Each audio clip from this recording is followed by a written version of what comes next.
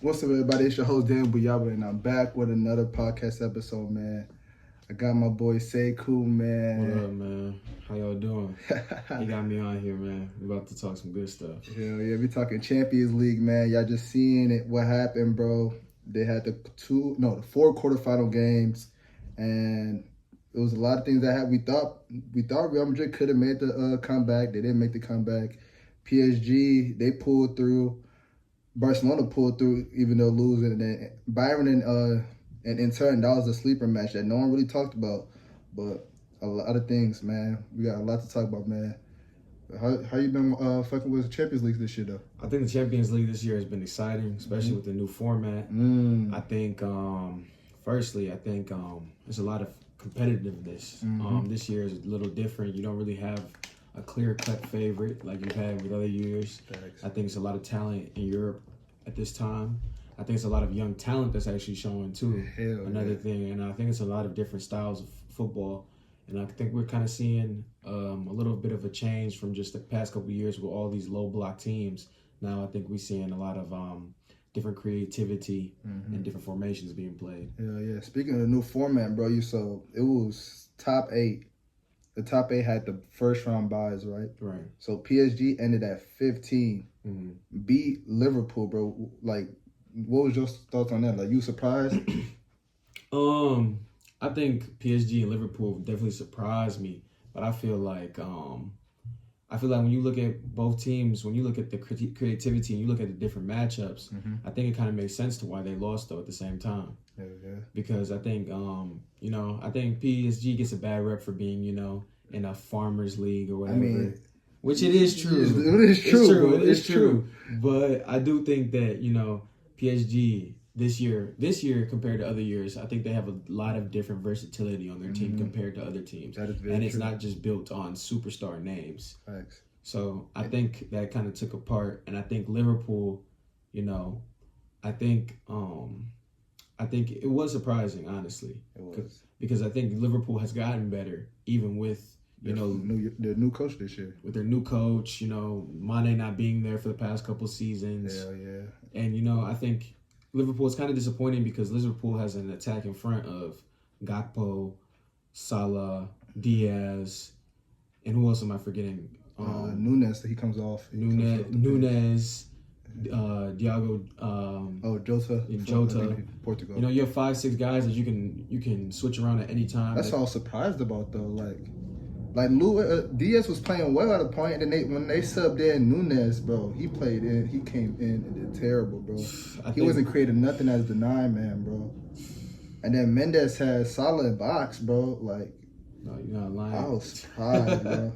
No, Mendes definitely did have him box, but I feel like Nunes he's a weird kind of 9, bro, because he's not traditional, but he's very rapid. But then he shows you he's very inconsistent because he gives you games. For sure. He gives you games where he looks like, who is this guy? Like, he looks like the second coming of Luis Suarez. And then next game, you just see a guy who's can't even hit a tap in. Dude, that's what it was the second leg, bro. He couldn't do anything. He couldn't create for. I'm like, dang, he wasn't at the spots. But I think like that game, like PSG's midfield controlled that. The first 2 legs, they controlled that game, bro. Yeah. Like they midfield got way better since they got their new coach. Their new coach has been amazing this year, bro. Shout out Luis Enrique. Hell yeah, he was the coach when Barcelona won their last Champions League with Messi. That's a fact. And we need to shout out Vitinha. Vitinha's been going crazy in that midfield. Yes. He's been going crazy. He's a catalyst for their midfield. I almost think he's top 5 center mid right now in the world. Yeah, you can for sure say that. Yeah, for sure say that. I definitely think he needs to get the respect he deserves. That's what I'm saying. It's that midfield this year. That's what's been holding them down. Because beginning of the Champions League, they didn't start off too well. Yeah, they didn't start off too well. That's before like Dembele was hurt. Was he hurt? I think they were struggling with injuries, but also Dembele was at the start of the year. He wasn't producing how he has been producing since. Their front attack is way different from the beginning of the year, bro. Because they got that the transfer from Napoleon. He's that goal he hit. I think versus Aston Villa, bro. Nasty. But if you saw him in Inter the past couple seasons, you would have known he's been one of the best wingers / creative midfielders you know, in football. So it's good now in PSG where he's got a kind of a little bigger spotlight, a larger spotlight. Yeah, for sure is, for sure is. But like what we was talking about, like the new format, bro. So the new format actually worked this year because you had 3 out of the 4 teams make it.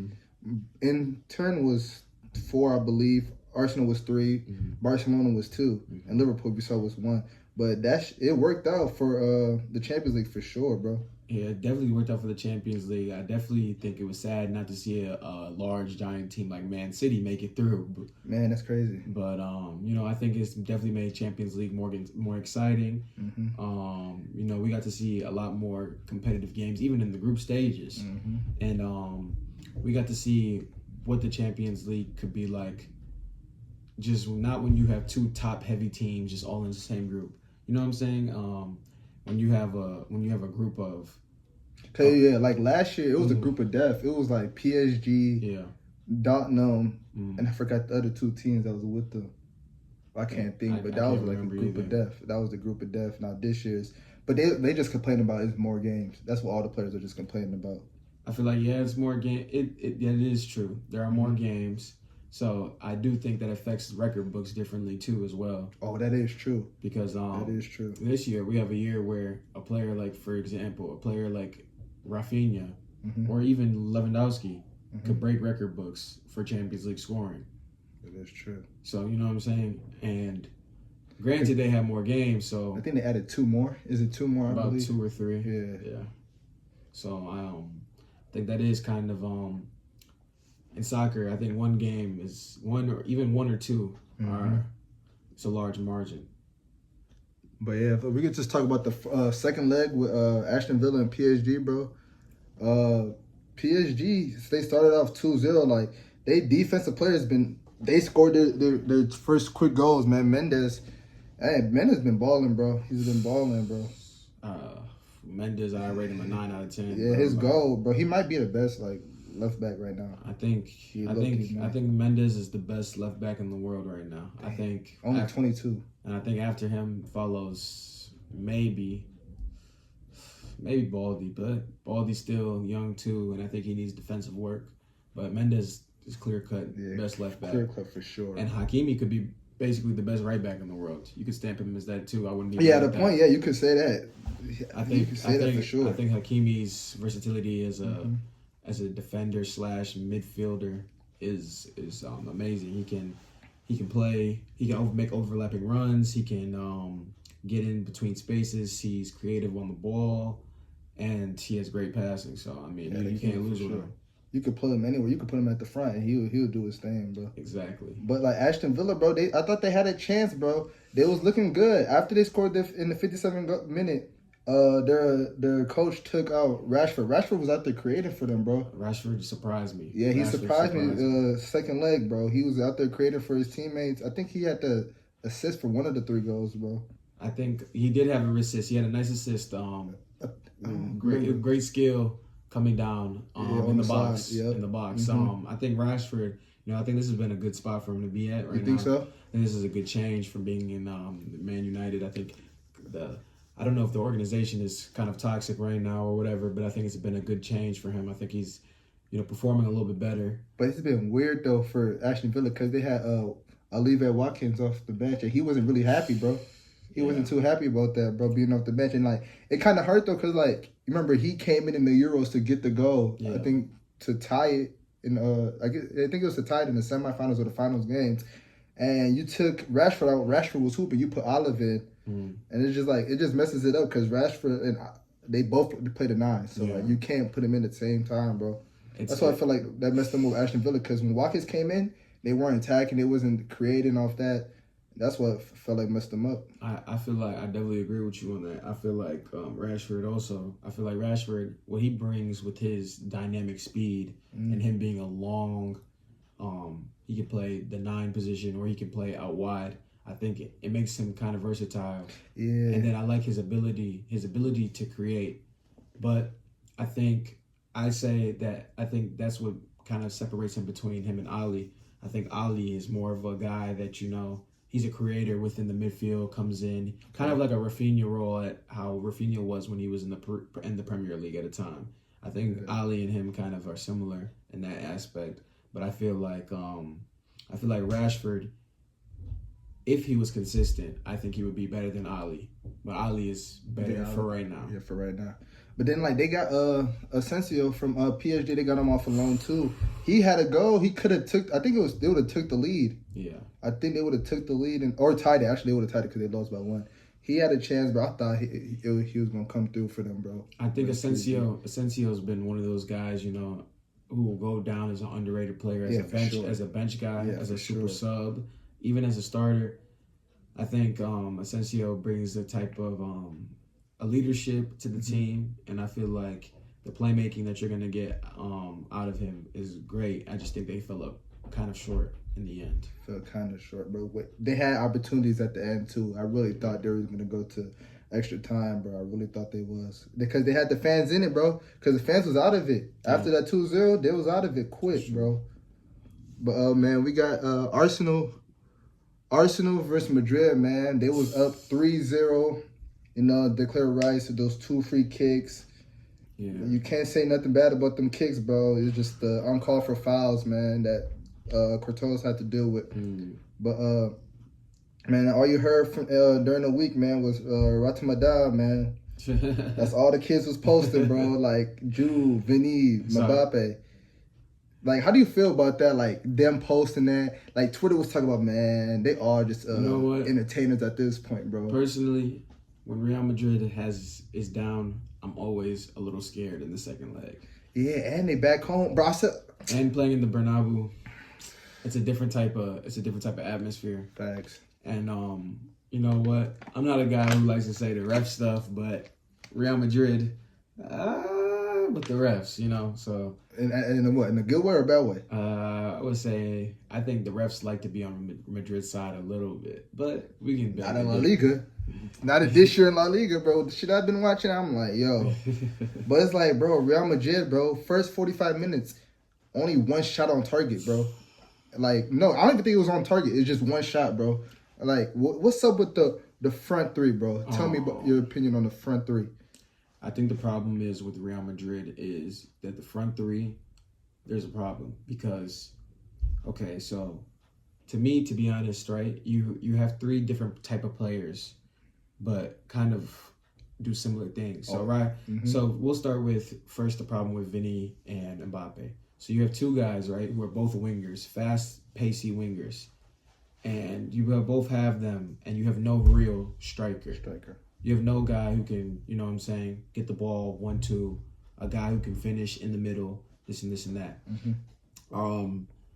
And it's kind of hard when you have 2 wingers who love to have the ball at their feet. So it also leaves Rodrigo the odd man out, which he has been okay with. He sacrifices, but I also think that it makes him sacrifice a lot too hard. The problem is Mbappe is a guy who likes to be out wide but cut in, and Vinicius is a guy who likes to be out wide, cut in, be out wide, just have the ball in his hands and have that freedom.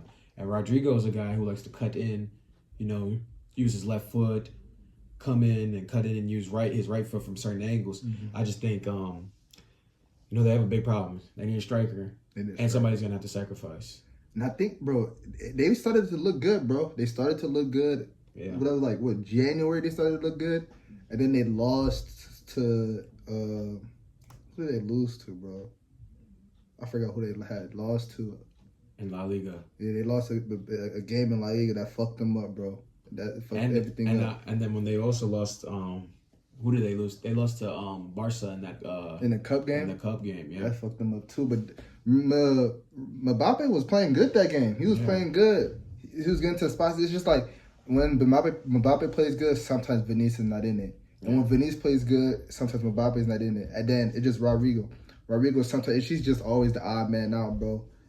But I think Madrid also lacks one thing that they lack from their past too is right now they don't have a deep lying playmaker and they don't have a catalyst in the midfield as well. I feel like Jude could be in that, but it's just like the way Jude plays the midfield. Like I feel like he doesn't like to press up too much. Yeah, that's what I feel like with Jude. Bro. I feel like Jude is Jude he's a great number 8. He's a guy that you can push up the field and be more involved in the offense, but he's a center mid, and I feel like within their midfield, it's kind of difficult because you have guys like Kamavinga and Chouameni. They're pivots. They're center defending mids, but they're not a real deep lying playmaker. And that's what I noticed from Kamavinga. And it's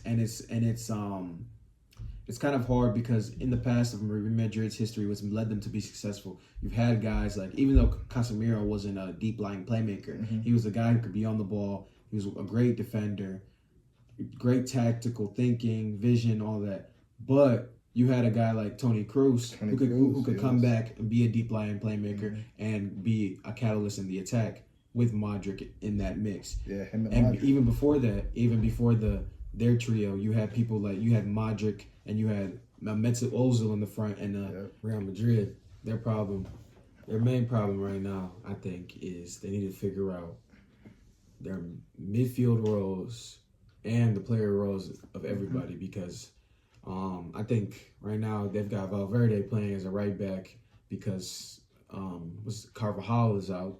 I think there's a lot of questions on this team. I think Real Madrid doesn't really have an identity right now. And I feel like Valverde, he's been doing it. He's been playing that right back spot right, bro. He's been playing better than Vasquez, but just like, he's better at the midfield. You saw like last game they played against Atletico Club, bro. They put him at the midfield after they subbed out an Asensio for Vasquez. They put him back in the midfield and he made that game-winning goal, bro. So like Valverde, he's good where he's at. He's good at anywhere he's at, but just like the identity with them, bro. But like, what striker could they get though? If they were to get any striker, because they would have to sell one of the three though. Like Rodrigo would probably be gone, bro. I think the one striker that they should get is kind of he doesn't even play in Europe, but I mean he plays in Europe, but from Nigeria, Osimhen. After he used to play in Napoli, they need to get him. True. He's at Galatasaray. Yeah, they need to get him. That's a guy you can send the ball to in the middle. Get that. You can play with his feet, you can play with his head. A guy who can play left, right, and he's just a target guy. I feel like he'd be perfect for Arsenal though. When Arsenal they looking for a 9-2, I thought he would have been perfect for Arsenal, or as it will be perfect from Newcastle. Yeah. But Arsenal, bro. Arsenal's low-key surprises because, like, man, they just came back with Saka come back from injury. Havertz been out. Gabriel just got hurt. Like, I think, like, the game before Real Madrid's first leg, he got hurt in Prem. And, like, they midfield, bro. They really surprised Arsenal, bro. But, like, what's your thoughts about, like, how Arsenal can beat PSG? Like, how can you see them beat PSG? Arsenal, the biggest thing is who controls the midfield. That's who wins the game. Whoever controls the midfield, because both teams have similar type of. Both teams have strengths and weaknesses that are kind of similar. I would feel like with Arsenal, I think it depends on how you control the midfield. Like I said again, Declan Rice, how he's able to help on defense, how he's able to contain creative players like a Dembele, like a Barcola, like a Desiree Doué, like a Vitinha who comes up. I think that's very important. I also think that with Arsenal, it's about guys like Bukayo Saka. He's been playing phenomenal, and I think even though Declan Rice had those 2 free kicks, he was the MVP of the match for a reason, because his creativity is off the chain. So he was the one that drew the second foul, I believe. He drew the second foul on Alaba. Yeah. So I think it depends on how your guys play. How can you get a guy like Gabriel Martinelli in space? Yeah. How do you get a guy like him in space? How do you just get your team to all move together? How do you contain Dembele? How do you contain those players with the Saliba? With a good matchup, bro. You know what I'm saying? Saliba, bro. Exactly. So I think it's about all the matchups that they have to look at, and they have to determine that. I think Arsenal has a chance of winning, but I also do believe that PSG is a team that could break down Arsenal because of their creativity. Okay. Barcelona played versus Dortmund the second leg. They lost 3-1. Even though they advanced, what worries you about Barcelona in that game? Like, I don't know if they were looking to score, but like their defense didn't look too good. Lewandowski wasn't attacking. I don't think he had any shots on target. Rafinha didn't have a shot on target. Yamal, like the front three. I think they were tired because of how many games they had. Can't be tired now, man. But that's not an excuse as well. But I do believe that one thing that does strike me about Barca as a team is that if their front three aren't able to create or score or create goals, there's nobody in their midfield who is able to do that besides Dani Olmo. So it's almost. What about Pedro? Pedri is to me is the best midfielder in the world right now. For real? But he lacks one thing that he doesn't have in his game right now yet is the ability to finish at a higher level as a midfielder. Granted, he's not that type of player, but still, I think Olmo is the thing, is their X factor, their hidden X factor. Barcelona needs a player like Dani Olmo, a guy who can create in low block. He has great ball control, can finish, passes the ball at a high level. I think when you have guys like in Dortmund, like against, for example, in the Dortmund game, I think it goes to show when Barca isn't playing together as a team, that everything collapses. I think Barca, why they're so good this year, is because of the chemistry. Yes. So when you don't have that, I think it puts them in a position where, they're not going to be as successful.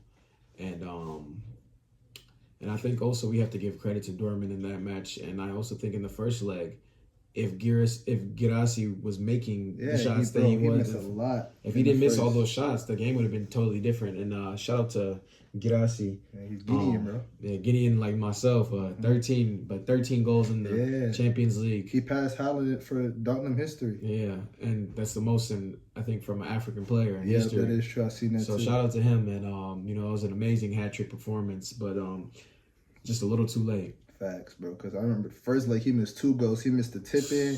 Then the second, bro, man, he should have had 2 of them in the first game. Leg. And I think that game kind of showed that when Barca needs to be very critical in their defending, and they're very critical in their ball possession as well too, because when Barca lets teams create and be on the move and be able to get shots off, chances created, that's when they start becoming a little bit weaker. And I think we have a lot of mistakes, and we have to be Barcelona has to be very careful with the mistakes they allow to happen, because they're a team that has players who are known for making mistakes at times, whether it's one of the best players, whether that's Araujo or whether that's Frankie de Jong. It can't happen. It just simply can't happen. That's how I feel like this game versus Inter is going to be pretty interesting, bro. Because Inter, the Italian teams, they strictly defense, bro. Yeah. And Inter's defense is, look, they only allowed 5 goals this whole Champions League, 3 in the group stage. It's going to be real interesting, bro. Like, when they played Bayern, bro, I was surprised, though. But I realized Bayern did have a lot of key injuries. Jamal Musiala, hamstring. I think Alphonso Davies, I don't know. Did he tear his ACL? Davies is having problems with injuries. Yeah, he got hurt in Canada. Yeah. It was pissed. And I think another thing is with Bayern, I think Bayern also... I had them going to the championship, bro. I think Bayern, injuries is a problem, but I also do think that we have to give credit to Inter and the way that they're being coached right now by Inzaghi. Their formation is amazing. That 3-5-2 formation. They have 3 in the back, 3 center backs, really who could be left back or right backs, all being able to play with the ball at their feet, create and make passes. Bastoni doesn't get enough credit for being one of the best center backs in the world right now. Facts. You have a guy like Pavard who can pass the ball, defend, and take free kicks. Shoot. Yeah, he can shoot too. And take free kick specialists and take corners, do things like that. Then you have a strong midfield, and you have 2 midfielders who are right now top 10 midfielders. I think Barella is a top 5 midfielder right now in the world. And then up front, you have a guy like Lautaro Martinez, one of the most prolific strikers right now in the world. So I don't know. He doesn't get a lot of credit, bro. I think if he wasn't in Italy, he would. Yeah, facts, bro.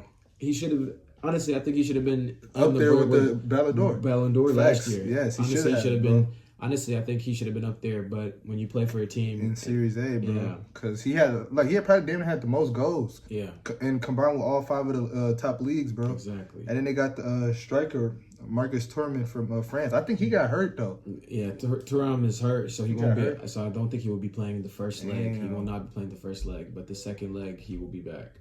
Yeah, because Lewandowski's just got hurt too in La Liga, so they ain't two strikers down. Yeah, 2 strikers down, bro. I think though, but I think Inter the first game. I think Inter were Bayern, like we were just talking about. Like I think Inter just broke Bayern down. Yeah, the defense is amazing. Man. I think to beat a team like Inter, you have to have a team that can play in possession. Mm-hmm. A team that can beat them at their own way of playing, and then also you have to have guys who are able to. You have to have very creative guys and guys who are also, who are able to be smart in the head when playing against a team like a Inter, because the Inter is a team that is based upon of all ball possession as well. Mm-hmm. They play the ball. They press well, this and this and this and that. That's why Bayern started Thomas Mueller's second leg. They needed a vet to come in there at the center mid spot. They put him playing in the center mid spot. Yeah. So it was like, dang. But it was like interesting, bro. Like Harry Kane, bro, he just can't find a way to win, bro. He can't find a way to win. I thought this was it this year they still got the German league, but I thought that this was their chance, bro. And it's sad to say because Harry Kane is probably one of the best strikers in history. Damn, he's damn up there for ballondor, really, because the ways he's been scoring this year. But the thing is, it's like when you play for a team like Bayern, it's if you don't win Champions League, it's impossible to get a Ballon d'Or. Yeah, facts. Because they don't care about the German. Because it's like the German league is not as strong as well too. Facts. And I think Harry Kane is very unlucky he hasn't won this year. But I think Bayern, I think we're going to a new chapter in Bayern. I think Bayern, with people like even a Muller leaving and stuff like that, this year. I think what Bayern needs is they need more guys who can help them hold possession. Possession is a big thing. I think you have a creative guy like Musiala. That's great to have. A goal scorer like Harry Kane. You have a guy. Olise from England. Olise is amazing. Yeah, he's great. He's amazing. I fuck with him heavy, bro. And I think a guy like, and I think you need to figure out what you're gonna do with the guy like Leroy Sané. Leroy Sané. Yeah, I think you need to figure out. I think he might be shit, bro. Cause I feel like he's not even fitting there no more, bro. He doesn't fit with them no more. I think he's gone. Yeah. I think Leroy Sané leaves now, and I think I think the best thing for a guy like Leroy Sané would to be either go back to England or go to France. France where? He ain't gonna want to play for them other teams, bro. It's either gonna be PSG or. I think he could go to a team like a Marseille, a Lyon. Yeah, but that's not gonna do nothing for him, bro. I mean, they'll pay him money. Yeah, that is true. You know what I'm saying? And if you get paid and you can start, you're probably one of the best players on the team. For sure, would probably would. Yeah. But man, so who's most likely to get a troubling? That's what it's called. Treble, yeah. Trouble. PSG, Barca, or Inter Milan? I think with this whole treble, who could win it? I think Barca has a great chance to win it. Mm-hmm. I think that they still have to win that Copa del Rey final as well. Versus Madrid this Saturday. Yeah, so they have I think they have the hardest. Yeah, they for sure do. But I know Inter Milan is tied 1-1 right now with AC Milan in the semis. I think Inter also has a hard one. Mm-hmm. I think PSG's is probably the easiest. Facts is really the easiest. It's probably the easiest. They already got their Liga 1. But who's most likely to win it? I think I have my money on Barcelona. Yeah. Barcelona, but Barcelona, they gotta play well, bro. Their last 2 games, bro. Then they got the La Liga game tomorrow since the Spanish Cup is this week. So they got the Liga during the week. Mm-hmm. Then they got Madrid. Then they got Inter Milan, and then they got Madrid again in La Liga, bro. And they don't even got La Liga locked up, even though they just came back from a 3-1 game. But if Real Madrid can figure it out these last few weeks, yeah, that's true. I think I think Barcelona, I think they have probably the hardest chances. I think they have the hardest chances, but I think they're most likely to win it. Mm-hmm. I think PSG, I think they have the easiest chances, but do I trust PSG to win a Champions League? That's true. That's the problem. And Inter, honestly, you never know what could happen with them. I think they actually have some great chances. I don't doubt them at all to win it all. So, key factors for Barcelona versus Inter. I think against them, I think against a team like Inter, depending on how you want to play first leg, I think first leg, I would try to go with a formation of a little bit more defensive. Mm-hmm. I think that's what I would try to go for with Barca that first leg. I think I would go with in the midfield Casado at the pivot position, and I would go with Pedri and Gavi to start. Okay. I would go with them to start the game, and then depending on how Gavi is playing with his work rate, if Gavi's producing, then keep him on. If not, I would take him off and sub him out for Frankie de Jong. I think you play like that and you kind of hold possession for the first match. Try to see what your weaknesses are, where you can attack, and all that. I think. But Barca, they want to score though. Yeah. And they at home, so they gonna want to score at home quick. Yeah. They try to get their quick goals and they just sit back. I think. But Hansi Flick, man, he's been doing a great job this year with Barcelona. Like, their defense been good too, bro. That's what I'm worried about, like, how Martinez is going to be. Because if you said Marcus is not playing, it's going to be difficult, bro. I think if you have somebody who can tightly press Lautaro Martinez, force him to take you one-on-one, because he's not particularly great at that. He can do it. That's not something he's very comfortable with. If you can force him to do that, force him to take hard outside shots out the box, and not let him get into the box, whether that's aerial or on the feet, I think you have a better chance of winning the game. Yeah. And I think if you control the midfield, like I said, in possession, I think, and you stay out of foul trouble, as you stay, I think Barcelona has a great chance of winning. But if Barcelona does not control the midfield, Inter Milan will destroy them. Things with Inter Milan, like, they're the team that scored the least amount of goals, but they only allow 5 goals. So their game's always low scoring. Mm-hmm. So Barcelona, they got to figure a way. Like, they got to match them with their defense too. Because, like, if Inter score 1-0, they might just pack it and sit back. They might sit back on them. That's how they coach is with the defense. Yeah, that's true. So I think, and that's where I say, like, in the second leg, you would need a guy like a Dani Olmo to come in and break down their defense. Well, that's gonna be good, man. That's gonna be great. I think this is gonna be one of the best Champions League games that we've seen in a while. I think this is one game that's very unpredictable, and a game that, is gonna excite people for generations. Key factors for PSG and Arsenal. I think for PSG and Arsenal, if you're PSG, I think if you're a PSG team, I think you really want to limit Bukayo Saka from being a creative player. Man, he was killing that. David Alaba. I think you want to put Mendes on him from the get-go, and I think you want to apply. And I think you want to play very physical with Saka. I think even if you have to foul him a little bit and agitate him, even if you have to get a card, I think it's very necessary. I think you have to stop Saka on the wing, and from him being able to cut it in and be a playmaker. I think you have to find ways to take Declan Rice out the game and not make him a factor. Odegaard has to show up too. Odegaard is another guy. I like him. That's a guy that you have to mark very closely. Odegaard, because he is the catalyst of the team. He's the heart. He's not the heart, but he is the mind and soul of the team. Saka is the heart. If you let Odegaard dictate and orchestrate the game from the get-go. It's very hard. I think PSG also needs to.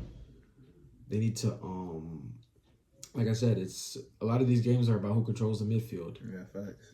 These games right here are about who controls the midfield, and I think PSG has a great chance of being able to do that. But at the same time, I mean, their midfield battles it's damn even. It's really even. I think this is a game where you need your youngsters like Barcola. Barcola has to show up. He's been low key quiet lately. You need guys like Barcola, Dewey.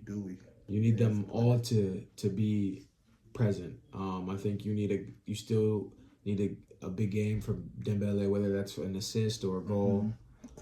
And then I think Arsenal. I think what's going to be tested is the problem of not having a 9. That is going to be tested in this game. Because Saka, bro, versus Madrid, he was given a lot of opportunities. They just never had a 9 at that spot, bro. He could have had 2 quick assists in the first leg, bro. They just didn't have no one at the spots, bro. And I think a player's quality who might show a lot this next game for PSG is Marquinhos. We'll see Marquinhos in action as a captain and as a big guy out there, and we'll see him. We'll see how this works. Facts, man. So, man, who wins it all, bro? Who's going to Munich?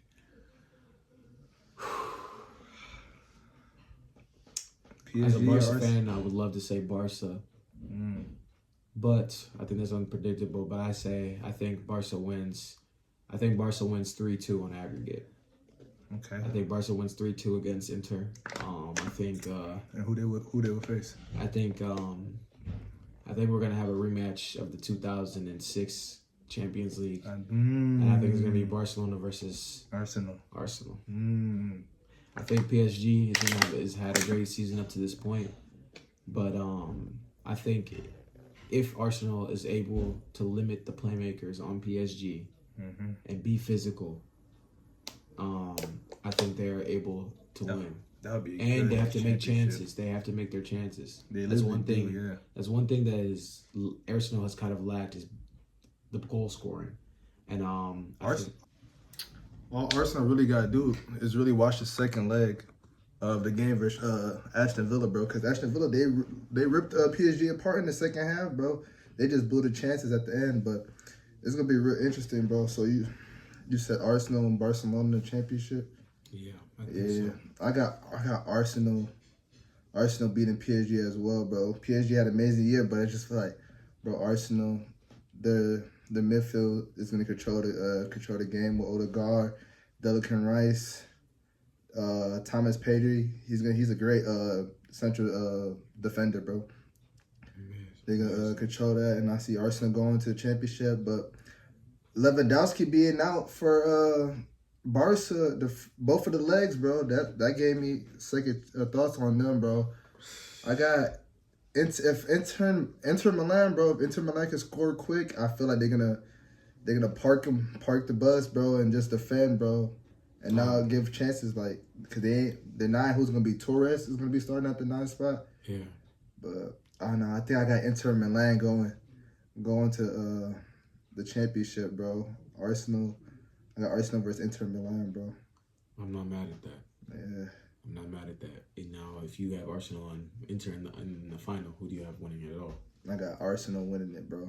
Arsenal gets their first Champions League, bro. That game will be a low scoring affair too, bro. Maybe second half. So if Barca gets knocked out and PSG gets knocked out, what do you think that does for the ballondor race? That's gonna be hard though, bro. Because right now I don't know who's number 1. I don't know who the favorite is. I think they say Rafinha's favorite, but I feel like he still got to do more, bro. I feel like he's the favorite because right now there's nobody who's got as much goal contributions. Yeah, that's true. I feel like Dembele's second. I feel like Harry Kane, if he would have kept going, he could have been a third option. Could have been third. I mean, I feel like there's a lot of people who have been playing off the charts this season. I think if Inter Milan wins it all, how do you not say a Lautaro Martinez or a Barella doesn't deserve That's it? That's what I'm saying. That's what I'm saying. They get their Chimbel. It's gonna be hard, bro. I really don't know for the Ballon d'Or race, bro, right now. And I'm sick there's no international play that could determine it as well, because that could be a huge boost, bro. But Rafinha, I think he got it back right now, bro. Yeah. I think he's on top, especially after his last match in La Liga. Yeah, 3 goals. But man, he got Barcelona winning it all. I got Arsenal winning it all, man. That'll be it though for this podcast, man. Like, share, subscribe, man. Shout out to my guy Sekou, man, for pulling up. Shout out to my guy for having me doing on, this man. shit, bro. You know, man. Champions League soccer, bro. Best sport in the world, bro. We're gonna have more to it, bro. We will probably talk shake back after the second leg. We'll talk more with what happened and who's in the finals, bro. But like, share, subscribe, man, and we out. All right, my guys. Yes, sir.